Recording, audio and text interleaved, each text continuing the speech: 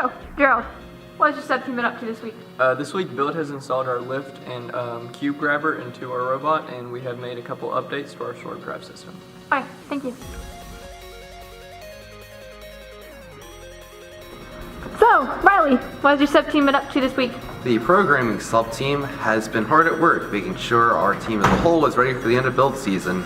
We have been implementing code which will allow us to properly control our mechanisms, most importantly for driving our proportional integral derivative function, as well as we have been implementing code to allow us to have a gyroscope reading with the NavX sensor.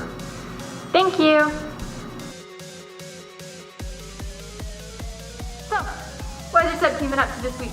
This week, the design team has been making a comprehensive model of our robot so that we can add it to our engineering workbook. Thank you.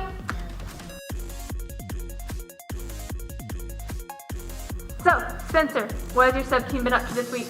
This week for safety, we're working on our safety giveaways and we're trying to finalize a test to give to the entire team. Thank you.